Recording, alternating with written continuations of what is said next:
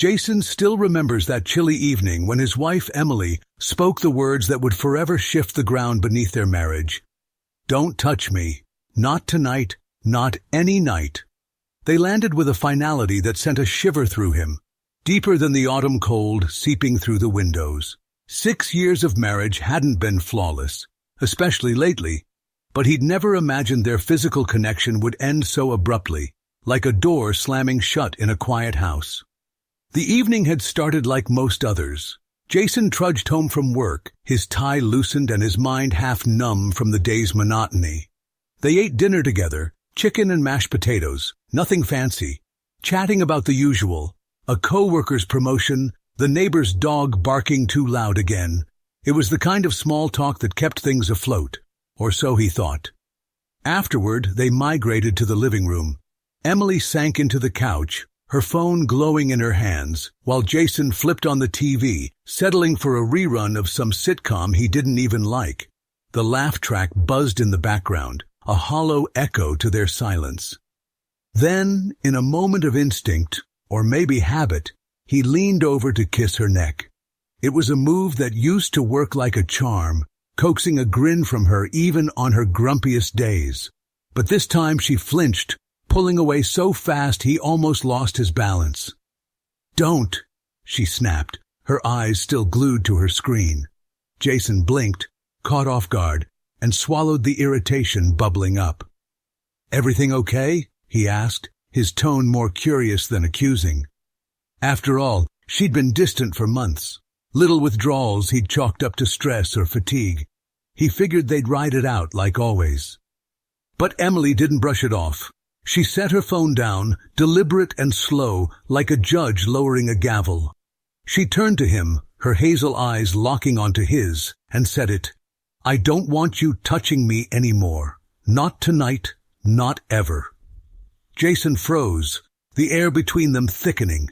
His brain scrambled for a foothold, some way to process what she'd just dropped on him. "What do you mean?" he managed, his voice smaller than he'd intended, clinging to the hope this was a misunderstanding, a bad mood gone rogue. Her answer was a sledgehammer wrapped in calm. She liked their life, she said, the house with its creaky floors, their weekend barbecues with friends, the predictable rhythm of their days. All of that could stay, but the physical part, that was done. Over, kaput. She didn't elaborate, didn't flinch, just sat there, waiting for him to catch up. Jason stared at her, his mouth dry. Somewhere in the back of his mind he wondered if she'd rehearsed this, if she'd been carrying this speech around like a secret grocery list. He almost laughed, a nervous, ridiculous hiccup of a sound, but it caught in his throat. Instead, he mumbled something about needing a glass of water and shuffled to the kitchen, leaving her on the couch with her phone and her unshakable resolve. As he stood over the sink, gripping the counter, he couldn't shake the feeling that this wasn't just a moment. It was the start of something unraveling, something he wasn't sure he knew how to stitch back together. After Emily's declaration, Jason's life slipped into a strange half-light, like a bulb flickering just before it burns out. Reeling, he'd asked the obvious question, "Is there someone else?" Emily laughed, a sharp, dry sound that stung more than he expected. "No, it's not that," she said, brushing it off like he'd suggested something absurd. "I've just outgrown that part of my life." Outgrown. The word hit him harder than infidelity ever could. Betrayal he could have fought, yelled about, cried over, maybe even forgiven. But this cool, casual dismissal, it left him floundering, grasping at air. They kept living together, a bizarre charade of normalcy. Dinners still happened, pasta on Tuesdays, takeout on Fridays, paired with the same small talk about weather or weekend plans. The TV still hummed in the evenings, casting its blue glow over the living room. But an invisible wall had risen between them, brick by silent brick. Emily acted like her decision was no big deal, as trivial as switching from dark roast to decaf. "Pass the salt," she'd say, her tone light, while Jason sat there, fork in hand, wondering how she could rewrite their marriage with the ease of flipping a page. He suggested therapy once, his voice tentative, hoping it might crack open whatever was locked inside her. Emily shut it down fast. "I'm fine," she said, her jaw tightening. "I'm not going to be forced into something I don't need." That was that. No negotiation, no compromise, just her certainty, solid as concrete, leaving him on the outside looking in. Nights were the worst. Lying in their bed, now a cold, functional slab of mattress, Jason stared at the ceiling, tracing cracks he'd never noticed before. How had he missed this slow fade? Had he been too buried in spreadsheets and deadlines, clocking out of work only to clock out of them? Or had Emily been hiding it all along, her feelings eroding quietly until she hit some invisible point of no return? He replayed their years together, searching for clues. A missed glance, a sigh he'd ignored, but the answers stayed stubbornly out of reach. 2 weeks after the talk, he found himself sitting in his car, parked in their driveway, engine off. The house loomed ahead, its warm lights mocking him through the windows. He couldn't bring himself to go in. His key still fit the lock, sure, but what was he walking into? That night, it hit him like a punch he didn't see coming. To Emily, he'd become a convenience, a bill payer, a +1 for potlucks, a prop in the polished facade of their happy marriage. He gripped the steering wheel, his knuckles whitening, and let out a laugh, short, bitter, and a little unhinged. "Well," he muttered to the empty car, "at least I'm good for something." The humor didn't land, but it was all he had to keep from cracking. Jason woke up one morning with a realization that felt like a lifeline tossed into quicksand. He could keep trudging through this emotional desert, or he could redirect his energy into something, anything, new. The thought buzzed in his head as he poured his coffee, watching Emily across the kitchen counter. She was spreading peanut butter on toast, her movements precise, like she was painting a masterpiece instead of prepping breakfast. "We need to talk," he said, setting his mug down with a quiet thud. "Seriously." Emily didn't look up. "We talk all the time," she muttered, scraping the knife against the bread with a little too much force. Her irritation only fueled him. He pressed on, insisting they hash out what was left of their marriage. Something honest, raw, no more tiptoeing. But Emily stayed a fortress, walls up, drawbridge locked. "I've said everything I'm going to say," she replied, her voice flat as the countertop. Frustration clawed at him. "Why'd you change like this?" he asked, leaning forward. "What happened?" She finally met his gaze, but her eyes were sharp, not soft. "You didn't notice me pulling away for months," she shot back. "Where were you?" The jab landed hard. He'd been drowning in work, late nights, early mornings, telling himself it was for their future, their house, their life. But now it sounded like an excuse, even to him. He tried one last time. "Let's fix this together," he said, his voice softer now. "Therapy, date nights, whatever it takes." Emily's response was a pitying look, the kind you'd give a kid who still believes in Santa. "I don't see anything broken," she said, and with that, she turned back to her toast, effectively ending the conversation, and maybe more. Her coldness was the final push. If she wouldn't budge, he'd have to move himself. That afternoon, he booked a session with a family therapist, a small act of rebellion against the stagnation swallowing him whole. Emily, predictably, refused to join. "Go figure yourself out if you want," she said with a shrug, like he was signing up for a pottery class instead of trying to salvage their marriage. Fair enough, he thought. Maybe he would. The therapist's name was Linda, a woman with a warm smile and a notepad that seemed to weigh more than she did.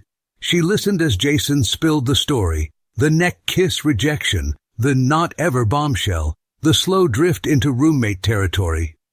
Linda nodded, jotting notes, then leaned back. Emily's choice might stem from something deeper, she mused, her tone careful. Trauma she hasn't named, or a shift in her own headspace.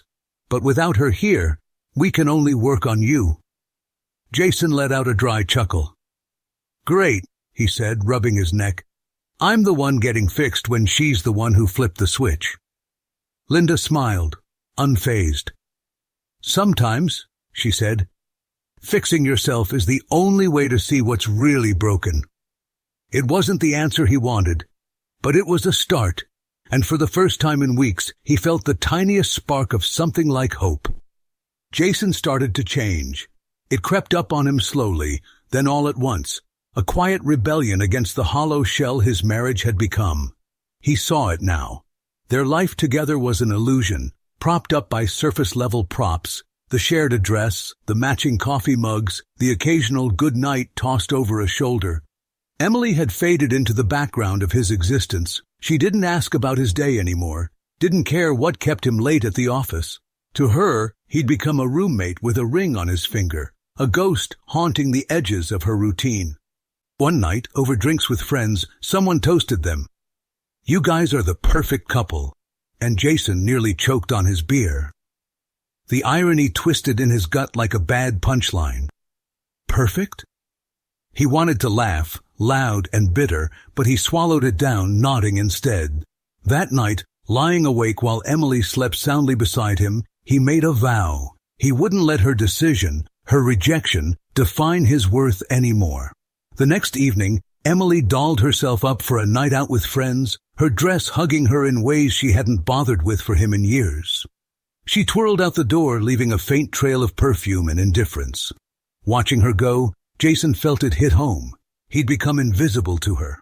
Not a husband, not even a nuisance, just a shadow she stepped around. That was the moment he decided to stop waiting for her to see him. He started small but deliberate. The alarm buzzed at 5:30 a.m., and instead of groaning and hitting snooze, he got up. He meditated, awkwardly at first, sitting cross-legged on the living room rug, trying not to feel ridiculous. He scribbled in a journal, letting the jumbled mess of his thoughts spill onto the page. Then came push-ups, stretches, and a jog around the neighborhood, the crisp morning air stinging his lungs. Those early hours became his sanctuary, a space carved out just for him, where Emily's cold "not ever" couldn't reach. She noticed, of course. She wasn't blind. One morning, bleary-eyed over her coffee, she mumbled, "You're up early these days." He shrugged, sipping his own mug, and let the silence hang. Explaining felt pointless. She wouldn't get it, and he wasn't sure he wanted her to. This was his, not hers. He pushed further, signed up for a boxing class, group sessions where he could sweat out the frustration, trading jabs with strangers who quickly turned into buddies. He started reading more, self-help books at first, then novels that pulled him into worlds far from his own. Slowly, the fog lifted. He laughed easier, stood taller. New faces filled his orbit, people who asked how he was and actually listened to the answer. His life began to hum with meaning, a rhythm that didn't need Emily's approval to keep playing. One night, pounding the heavy bag at the gym, he caught his reflection in the mirror. Sweaty, flushed, alive. He grinned, a little lopsided, and thought, "Well, damn. Turns out I'm still in here." It wasn't about her anymore. For the first time in years, it was about him. A month into his quiet revolution, Jason started to see it, really see it.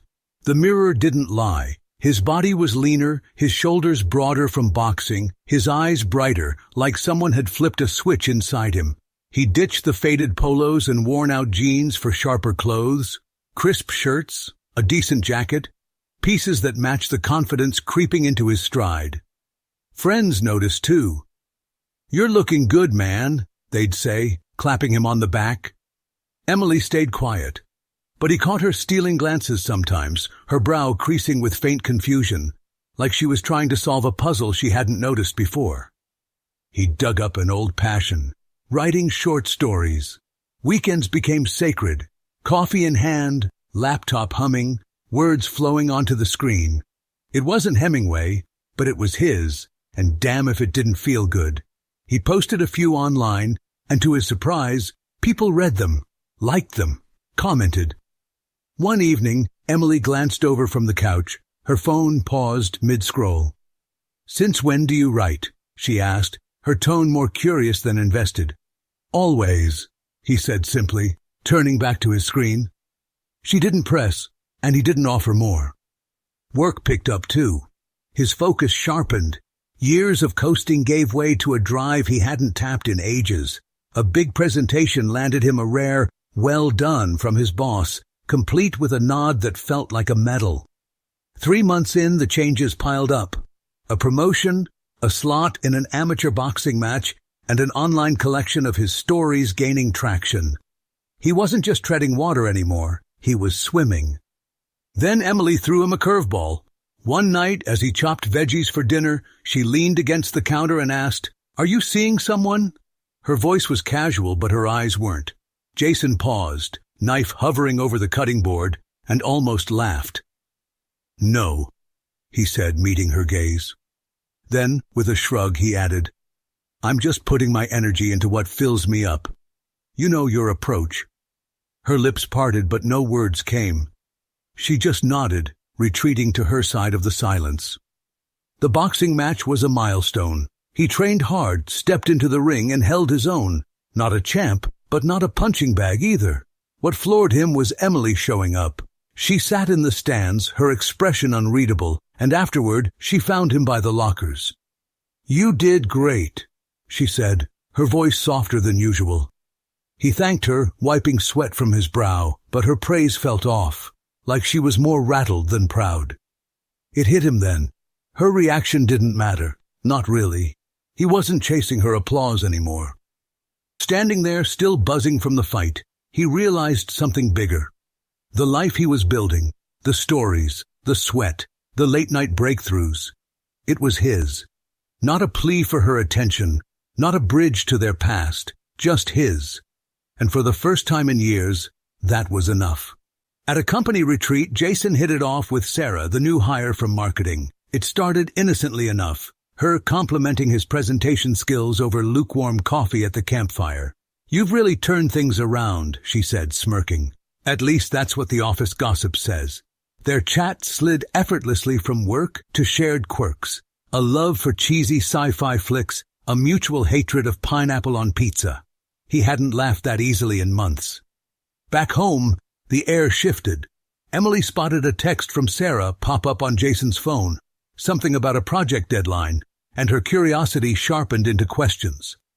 "Who's Sarah?" she asked, her tone light but edged, like she was testing the waters. Jason shrugged it off, mentioning work, but her eyes lingered, flickering with something he hadn't seen in ages. Jealousy. It threw him. After months of her icy detachment, this sudden spark felt like a glitch in the system. The dynamic at home tilted. Emily started cooking more, elaborate dishes like lasagna, not just throwing together leftovers. She'd suggest movie nights, hovering closer on the couch than she had in years. Once she even brushed his arm, a ghost of old intimacy. But Jason's heart didn't leap like it used to. He'd nod, join her, but the eagerness was gone, replaced by a quiet distance he hadn't planned, but couldn't shake. At work, he and Sarah teamed up on a big campaign. Late nights at the office turned into real conversations. One evening, as they packed up, she asked about his life outside the cubicle. He hesitated, then let it slip. "I live with my wife, but it's parallel, separate tracks, same house." Sarah tilted her head, her gaze steady. "You deserve more than that," she said, simple and sure. The words lodged in his chest, sharp and true, stirring something he'd buried deep. That night, Emily didn't mince words. "Is this about Sarah?" she asked, arms crossed, standing in the kitchen like a prosecutor. Jason set his glass down, tired of dodging. "We need to talk, really talk," he said, his voice firm. He laid it out. His transformation wasn't about Sarah or spite. It was survival. "You checked out of us," he said, meeting her eyes. "Not just the physical stuff. You stopped seeing me as your partner." Emily frowned, pushing back. "I never stopped caring," she insisted, her voice cracking slightly. He nodded, slow and deliberate. "Caring's not the same as loving," he said quietly, "and I've been starving for the difference." The room went still. Emily stared at him, her defenses wavering, but no rebuttal came. For once, Jason didn't feel the urge to fill the silence. He'd said what he needed and meant it. Whatever came next, he wasn't bending anymore. The living room conversation cracked everything wide open. Emily's voice trembled as she asked, "Are you cheating?" Jason shook his head, steady but honest. "No. I've been faithful, but I've been thinking about a marriage without closeness, about living authentically." Her eyes narrowed, accusation flaring. "So this is your way of punishing me? Changing yourself? Flirting with Sarah?" He didn't flinch. "It's not punishment," he said. "It's me saving myself." Emily faltered, her armor slipping. She admitted she hadn't expected her decision to cut so deep, thought they could coast on normal without the mess of intimacy. "I didn't realize it'd break you like this," she said, voice small. Jason leaned forward, his words measured but firm. "Marriage isn't a pick-and-choose menu. I couldn't keep living on the sidelines of your life. I'm not that guy anymore. I've changed." Tears welled in her eyes, spilling over as she whispered, "Are you leaving?" He paused, then nodded. "It might be best. We could both build something new instead of clinging to this." They settled on a trial separation, a chance to breathe and figure out what they really wanted. Jason moved into a small apartment, a blank slate he filled with his own rhythm, a desk for writing, a punching bag in the corner, books stacked haphazardly. It felt like his. 2 weeks later, they met at a quiet cafe, the air between them heavy but less hostile. Emily stirred her latte, then looked up. "I messed up," she said. "Making that call alone, shutting you out. I see it now. Watching you change, it pushed me to start therapy, to figure myself out." Her words hung there, fragile and sincere. Jason slid a folder across the table.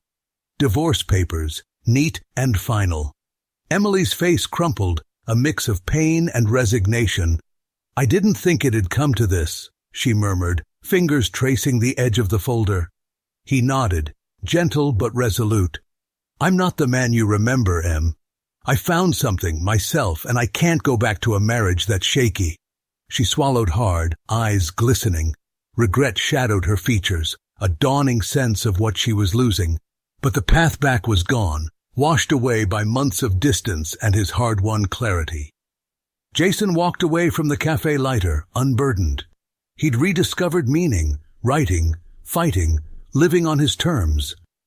Emily's tears stung, but they didn't pull him back. He wasn't running from her anymore. He was running toward himself, and that, he knew, was a road worth taking. If you enjoyed the story, please subscribe to the channel. I wish you a great mood and good luck.